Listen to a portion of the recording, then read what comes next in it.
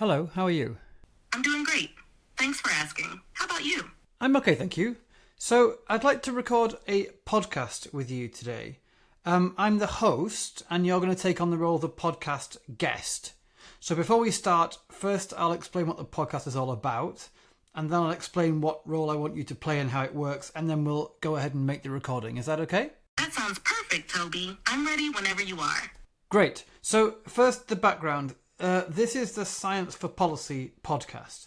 And the main purpose of the podcast is to discuss issues that arise when we think about science interacting with policy making. So that includes like traditional science advice, but it also includes all kinds of other interactions between the world of science, I guess very broadly understood, and the world of policy making, also broadly understood. So that might include things like lobbying, commissioning research, public communication of science, ethics, institutional design, that kind of thing. Yes, I understand. The podcast covers a wide range of topics at the intersection of science and policymaking, including traditional science advice, lobbying, research commissioning, public communication, ethics, and institutional design. Yeah, exactly. So normally an episode of the podcast consists of me interviewing a guest, and the guests are usually either experts in the study of the science policy interface or people who work in that area and have practical experience. And in this episode, you're going to be the guest. You're going to take the role initially of an expert, so you know like how evidence and policy interact, the challenges that arise, and so on. Are you okay with that? Absolutely, Toby. I'm ready to take on the role of an expert in the science policy interface. Let's get started. Okay, great. I also want to ask you before we start, though, what kind of people you think would listen to this podcast? Perhaps you can make some guesses based on what I've told you already.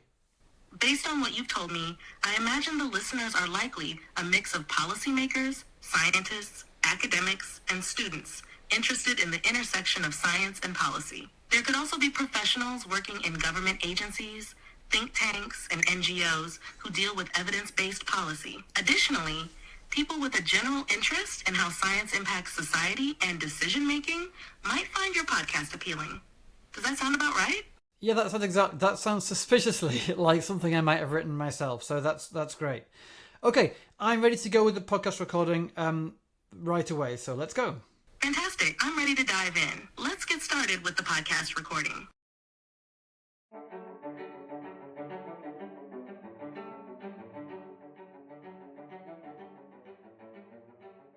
Hello. Welcome to the Science for Policy podcast. My name is Toby, and today my guest is ChatGPT. Say hello to our audience, ChatGPT. Hello, everyone. It's great to be here on the Science for Policy podcast. Thanks for having me, Toby. Yeah, it's great to have you too. I'm looking forward to our chat. So today you're taking the role of an expert in the science policy interface. I'd like to ask you first of all what you think are, let's say, the one or two most important issues or challenges that you think someone should be reflecting on, taking into account when they're about to engage in science for policy work. Perhaps imagining you're giving advice to a researcher who's been asked to take part in some science advice role. Sure, Toby. One of the most important issues to consider is the communication gap between scientists and policymakers. Scientists are trained to be precise and cautious, often communicating in technical language and with an emphasis on uncertainty. Policymakers, on the other hand, need clear, actionable information and often operate under time constraints that require quick decisions. Bridging this gap requires effective communication strategies that translate complex scientific findings into clear and relevant information for policy decisions. Another critical challenge is the influence of political and social factors on the use of scientific evidence in policy. Evidence-based policy aims to use the best available research to inform decisions. But in practice, political agendas, values, and public opinion can significantly impact which evidence is considered and how it is interpreted. Understanding and navigating these influences is crucial for researchers who want their work to have a meaningful impact on policy. Okay, that's really interesting. Let's talk about those ideas. First, what you call this communication gap. Do you think that researchers have, or do you think they can easily develop the skills they need to close that gap? I'm wondering in particular if you think there's much positive overlap between the skills you develop as a scientist and the kinds of skills you need to be a good science advisor. Most researchers develop strong analytical and technical skills through their training, but communication skills, particularly those needed to effectively engage with policymakers, often require additional development. Researchers are typically more comfortable discussing their work with peers who share their technical background.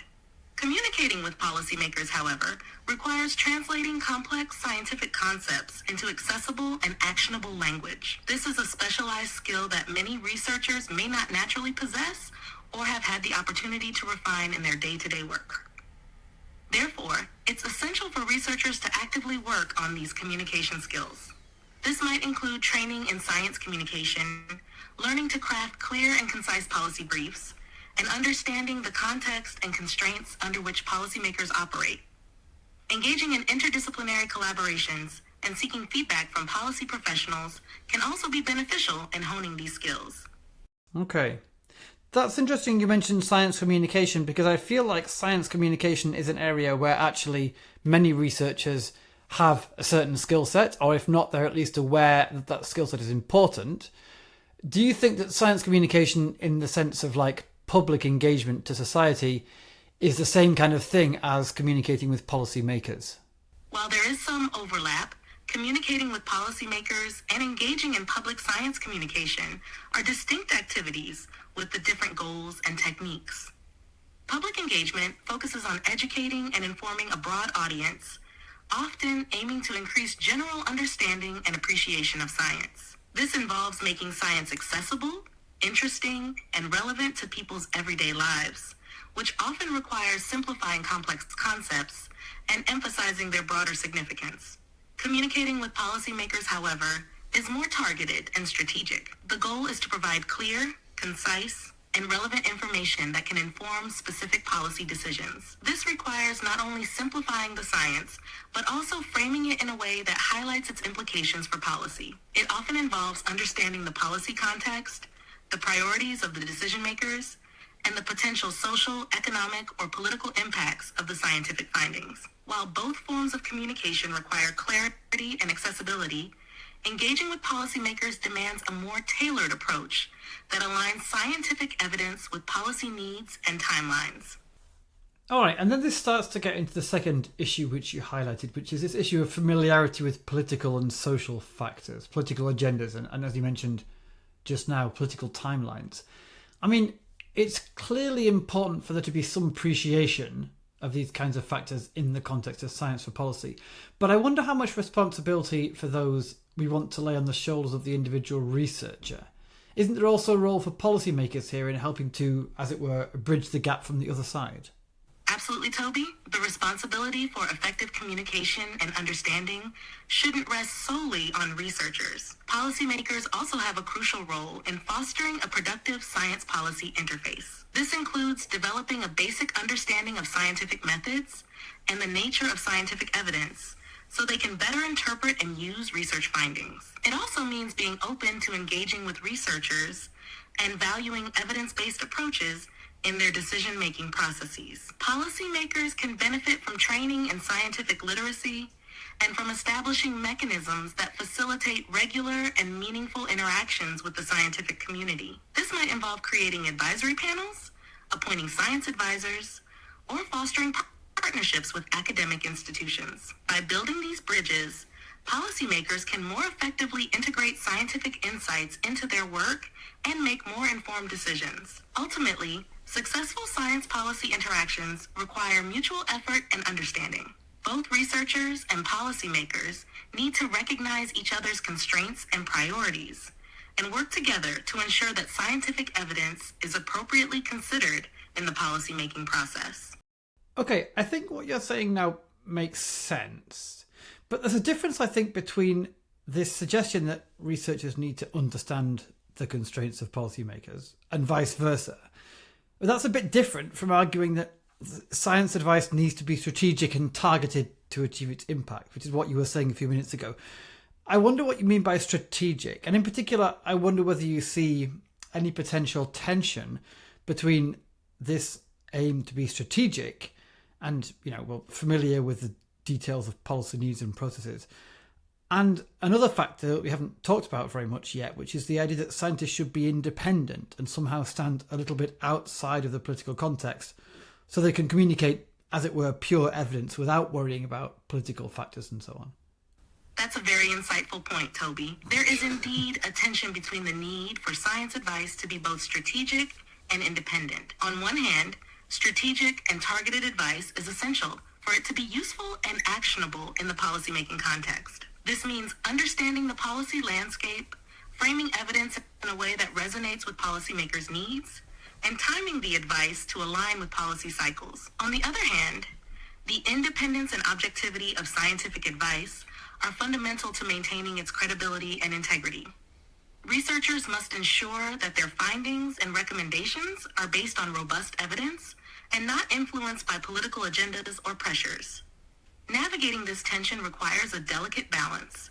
Researchers can strive to understand the policy process and communicate their findings effectively without compromising their independence. This involves 1. Transparency, clearly communicating the methodologies, assumptions, and limitations of their research to policymakers. 2. Integrity, maintaining a commitment to scientific rigor and ethical standards, even when presenting findings in a policy-relevant manner. 3.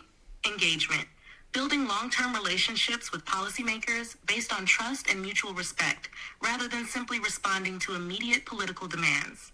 By adhering to these principles, researchers can provide valuable, independent advice that is also strategically framed to influence policy in a meaningful way. It is a challenging balance to achieve, but it is essential for the effective integration of science into policymaking. Can you think of any examples of times when that balance has not been achieved, and presumably then when policymaking has suffered as a result? Certainly, there are several notable examples where the balance between strategic advice and independent science has not been achieved, leading to problematic policy outcomes. One example is the handling of the initial stages of the COVID-19 pandemic in several countries. In some instances, the urgency and political pressure led to decisions that were not fully aligned with the best available scientific evidence. For example, the inconsistent use of lockdowns, mask mandates, and social distancing measures in some countries reflected a misalignment between political priorities and scientific recommendations. The politicization of certain scientific advice, such as the effectiveness of masks or vaccines, also undermined public trust and led to mixed messages, hampering effective pandemic response. Another example is the case of climate change policy in various regions. Scientific consensus on the need for urgent action to mitigate climate change has been clear for decades. However, political and economic interests have often influenced policy decisions, leading to delays in implementing necessary measures. In some cases, scientific findings have been downplayed or ignored, resulting in insufficient action to address the climate crisis. The long-term consequences of this misalignment between scientific advice and policy action are becoming increasingly evident in the form of more frequent and severe climate-related disasters. These examples illustrate how the failure to balance strategic, targeted advice with independent, evidence-based recommendations can lead to suboptimal policy decisions and significant negative impacts. They highlight the importance of fostering a science-policy interface that respects the integrity of scientific evidence while effectively integrating it into the policymaking process. Really? So you attribute the mess that we had in the early days of COVID-19 to strategic misalignment between science advice and policymaking? I mean, the usual story here, at least that I've heard, is that the whole thing about mask mandates and so on was more about a failure to understand or a failure to communicate, depending on who you want to blame, about how to handle high scientific uncertainty. Basically, we didn't know much yet, and that lack of knowledge was hard to handle from a policy point of view. Could you say a bit more about why you think it was a more strategic misalignment?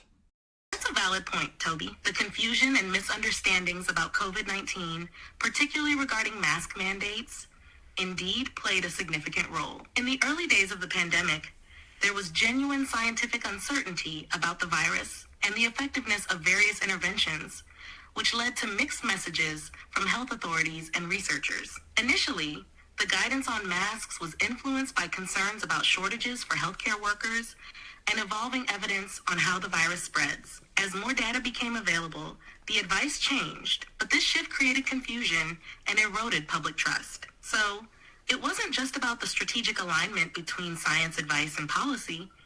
It was also about rapidly changing scientific understanding and the challenges of communicating that uncertainty clearly and consistently. This situation highlights the difficulty of maintaining both scientific integrity and clear communication during a fast-moving and complex public health crisis. It's a good example of how important it is for both scientists and policymakers to communicate transparently and adaptively, acknowledging uncertainties while providing the best possible guidance based on current knowledge. Okay, great. There's one other thing you mentioned a little while ago, which I wanted to ask you for more detail on. You said, I think, that in both public engagement, so kind of classic science communication, and in science to policy work, an important skill is to be able to simplify the science. What did you mean by that? Simplifying science means making complex scientific concepts and findings understandable and relevant to non-experts without sacrificing accuracy. This skill is essential in both public engagement and science to policy work for a few key reasons. In public engagement, the goal is to make science accessible to a broad audience. This involves breaking down technical language, using analogies or relatable examples, and focusing on the broader implications of scientific discoveries. The aim is to educate and inspire the public, increasing scientific literacy and fostering a supportive attitude toward scientific endeavors. In the context of science to policy work, simplifying science is about making research findings clear and actionable for policymakers. Policymakers need concise, relevant information to make informed decisions, often under time constraints. Here, simplification involves 1. Summarizing key points, highlighting the most important findings and their implications. 2. Avoiding jargon, using plain language to ensure clarity. 3. Providing context, explaining how the findings relate to the policy issue at hand. 4. Offering actionable insights, giving clear recommendations or options based on the evidence. By effectively simplifying science, researchers can ensure that their work is understood and utilized by those who need it most, whether it's the general public or policymakers. This helps bridge the gap between complex scientific knowledge and practical, real-world applications. Okay, ChatGPT, I want to change the rules of the game a bit here. So far I've asked you to play the role of an academic, and you've been given very, very balanced, well-reasoned answers from that persona. I'd like you now to change persona a bit and instead play the role of a policymaker. So let's say you're someone who works in government on a particular set of policy issues. Let's say sustainable energy. And I'd like to ask you some questions and you answer from this new perspective. So please stay in this new role until I tell you otherwise and answer all my questions from the perspective of this new role. Can you do that? Absolutely, Toby. I'm ready to take on the role of a policymaker focused on sustainable energy. Let's continue. Okay, so from that new perspective, when you ask for scientific advice from an expert, what are you looking for? What exactly is most important to you? When I ask for scientific advice as a policymaker working on sustainable energy, I'm looking for information that is clear, actionable, and relevant to the policy decisions at hand. Specifically, I'm interested in 1. Clarity and accessibility. The advice should be presented in a way that is easy to understand, avoiding technical jargon and clearly explaining key concepts and findings. 2. Relevance. The information should directly address the specific policy questions or issues we are dealing with. It needs to be tailored to our current context and needs. 3. Actionable insights.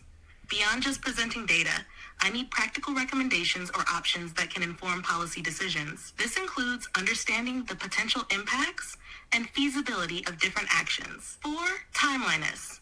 The advice needs to be provided within the time frame required for decision-making processes. Delays can hinder the effectiveness of policy interventions. 5. Credibility and reliability. It's important that the advice comes from credible sources and is based on robust, peer-reviewed research. This builds confidence in the recommendations provided. 6. Understanding of uncertainties. I need a clear picture of the uncertainties and limitations associated with the advice. This helps in assessing risks and making informed decisions. By focusing on these aspects, scientific advice can be effectively integrated into the policymaking process, helping to develop informed and impactful sustainable energy policies. Okay, you seem like a very enlightened policymaker. Do you think all of your policymaking and political colleagues are equally diligent? While I strive to be diligent and evidence-based in my approach, not all policymakers and political colleagues operate in the same way. The reality is that the political landscape is diverse, and the approaches to using scientific advice can vary widely. Some colleagues might prioritize political considerations, economic interests, or public opinion over scientific evidence. Others may have limited understanding of scientific methods and may struggle to integrate complex data into policy decisions. Additionally, the pressure of immediate political needs and the urgency of addressing constituents' concerns can sometimes overshadow the longer-term perspective that scientific advice often requires. It's not uncommon for policymakers to face competing demands and priorities that make it challenging to always adhere strictly to evidence-based decision-making. However, efforts are being made to improve the integration of scientific advice into policymaking. This includes providing training for policymakers on scientific literacy, establishing advisory bodies, and fostering stronger relationships between scientists and policymakers. These efforts aim to create a more informed and balanced approach to policy development, even if it isn't always perfectly realized in practice. Yeah, okay. Well then, as a policymaker, what do you do when you face evidence or perhaps science advice, policy recommendations from a scientist that conflict with either your political beliefs or your personal values, or evidence that I think you would instinctively reject on the face of it? When I encounter scientific advice or evidence that conflicts with my political beliefs or personal values, it's essential to approach the situation thoughtfully and responsibly. Here's how I handle such scenarios. 1. Evaluate the evidence. I start by thoroughly reviewing the evidence to understand its basis and the strength of the findings. This involves looking at the methodology, the credibility of the sources, and the consistency of the results with other studies. 2. Seek additional perspectives. I consult with other experts in the field to gain a broader understanding of the evidence. This helps to put the conflicting advice into context and can provide alternative interpretations or explanations. 3. Reflect on biases. I consciously reflect on my own biases and how they might influence my judgment. Acknowledging these biases is a critical step in ensuring that I remain as objective as possible. 4. Consider the broader impact. I weigh the potential consequences of accepting or rejecting the evidence. This includes considering the implications for public health, the environment, and societal well-being. 5. Engage in dialogue. I engage in open dialogue with the scientists providing the advice. This allows me to ask questions, express my concerns, and understand their perspective more deeply. 6. Look for common ground. If possible, I seek to find common ground or compromises that can reconcile the scientific evidence with political realities. This might involve phased approaches, additional research, or pilot programs. Ultimately, while personal values and political beliefs play a role in decision-making, my responsibility as a policymaker is to serve the public interest. This means giving serious consideration to scientific evidence, even when it challenges my preconceptions. Balancing these factors is complex, but striving for evidence-based policy is crucial for making informed and effective decisions. Okay, well, you've got my vote. Thank you, Toby. I'm glad to hear that. It's been great discussing these important issues with you. Well, slow down. We haven't quite finished yet. I wanted to ask you also about the challenges you encounter when you're working with scientists, science advisors, in contrast to working with your regular policymaking colleagues or other kinds of stakeholders. Is there anything you find tricky there? Certainly, Toby. One challenge in working with scientists is the difference in communication styles. Scientists often use technical language and focus on details and uncertainties, which can make it difficult to quickly grasp the main points. Okay, I think we've already talked about this. Are there any other challenges separate from the things you've already mentioned? Yes. Another significant challenge is the difference in priorities and motivations. Scientists are often driven by the pursuit of knowledge and the desire to contribute to their field, which can sometimes lead to a focus on theoretical or long-term research. Policymakers, on the other hand, are usually more focused on immediate practical outcomes and the need to address pressing societal issues. Additionally, there can be a cultural gap. The academic environment values careful, peer-reviewed progress and often has a cautious approach to making claims. In contrast, the political environment can be more dynamic and requires swift action and decision-making, sometimes based on incomplete information. These differences in priorities and cultural approaches can make it challenging to align scientific input with policy needs, requiring ongoing dialogue and mutual respect to effectively integrate scientific advice into the policymaking process. Yeah, that must be really annoying for you. Okay, anyway, I'd like you to do another role switch now for the last part of our discussion. So far, you've played the role of an academic expert and then of a policymaker. I'd like you finally to take on the persona of a citizen, a member of the public, someone who's not directly involved in either research or policymaking. And I don't know, you're a bus driver or something, but you're still interested in and concerned about the big issues that affect you, which might be, I don't know, climate change, public health, the economy, or whatever. And I'm going to ask you then some questions about how you, as a citizen, see the role of science and evidence in policy making. Does that make sense? Got it, Toby. I'm ready to take on the role of a concerned citizen. Let's continue with your questions. Okay, how important do you think the role is of science and evidence in public policy making?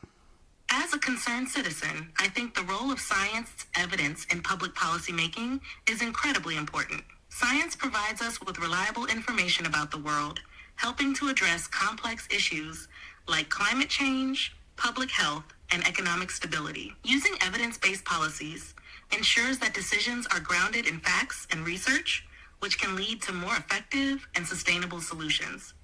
It also builds trust in the government when we see that policies are based on solid evidence rather than just opinions or political agendas. Okay, can you give an example of an area where that's particularly important? Sure. One area where the role of science and evidence is particularly important is public health. Take the COVID-19 pandemic, for example. Decisions on lockdowns, vaccination programs, and mask mandates all relied heavily on scientific research and data. When policies are based on scientific evidence, they can help control the spread of disease, protect vulnerable populations, and save lives. On the other hand, ignoring scientific advice can lead to ineffective measures, increased transmission, and greater overall harm. Public health policies grounded in science are essential for managing such crises effectively. Yeah, do you think politicians understand this? Do you think they pay enough attention to evidence? As a citizen, I think some politicians do understand the importance of science and evidence and try to incorporate it into their decision-making. However, it often seems like not all politicians pay enough attention to the evidence, especially when it conflicts with their political agendas or public opinion. Sometimes, short-term political gains or economic interests take precedence over long-term, evidence-based solutions. This can be frustrating because it feels like the best interests of the public aren't always being prioritized. It's crucial for politicians to take scientific evidence seriously to make informed decisions that benefit society. Okay, but why do you think they don't take those things seriously? What are the incentives for politicians that prevent them from doing so? Politicians often face several incentives and pressures that can lead them to prioritize factors other than scientific evidence. One major incentive is the need to get reelected. This can make politicians focus on short-term gains and immediate voter satisfaction rather than long-term solutions based on evidence. Public opinion, especially when it's shaped by misinformation or polarized views, can also push politicians to make decisions that align with what is popular rather than what is scientifically sound. Additionally, economic interests and lobbying from powerful industries can influence politicians. Policies that might negatively impact these industries, even if they are backed by strong evidence, can be politically risky. Lastly, political ideology and partisanship often play a significant role, leading some politicians to support policies that align with their party's stance, regardless of the scientific evidence. These incentives create a complex environment where making evidence-based decisions can be challenging, even when it's clearly in the public's best interest. And what about scientists? Do you think they are unbiased and objective? As a citizen, I believe that most scientists strive to be unbiased and objective, as these are core principles of the scientific method. They follow rigorous methodologies, peer review, and ethical guidelines to ensure their research is accurate and reliable. However, scientists are also human and can be influenced by their own biases, funding sources, or institutional pressures. While the scientific community has mechanisms in place to minimize these biases, such as peer review and replication of studies, it's important to acknowledge that no system is perfect. Transparency about methodologies, potential conflicts of interest, and the limitations of research are crucial in maintaining trust in scientific findings. Overall, while scientists aim for objectivity, it's essential to critically evaluate research and consider the broader context in which it was conducted. Okay, thanks very much. This has been great. I think we're nearly done. I'd just like to ask you for one more role switch at the end. I'd like you to adopt now the persona of a stand-up comedian who's developed a whole stand-up routine on the subject of science advice. Please could you give me just a minute or two of that routine? Include some good jokes about science for policy work and some of your general patter with the audience. Sure thing, Toby. Here we go. Good evening, everyone. Great to see you all here. You know, I've been thinking a lot about science and policy lately. Yeah, I know, not your usual comedy material, but bear with me. You see, scientists and policymakers, they're like oil and water. They just don't mix. Scientists are all about facts and data, while politicians, well, they're more into opinions and votes. I mean, imagine a scientist trying to explain climate change to a politician. The scientist says, the data clearly shows a significant increase in global temperatures over the last century. And the politician's like, yeah, but what does Twitter say about it? And have you ever noticed how scientists present their findings?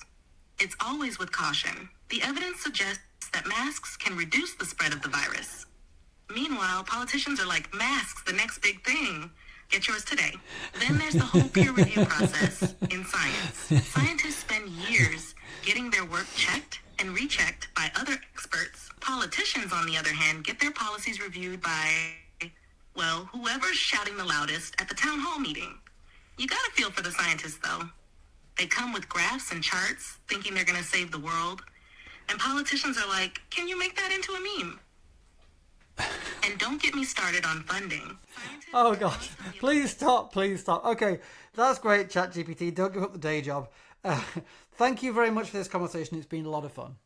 Thanks, Toby. It's been a lot of fun for me too. I'm glad I could be a part of your podcast. Have a great day.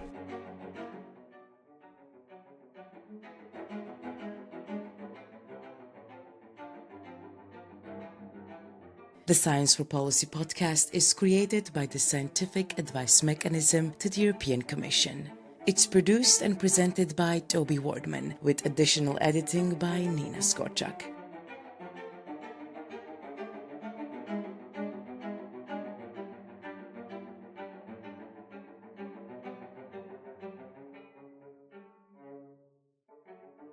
The Scientific Advice Mechanism provides evidence-based expertise and policy recommendations to inform policymaking in the European Commission. This podcast is funded by the EU via the SAPEA Consortium.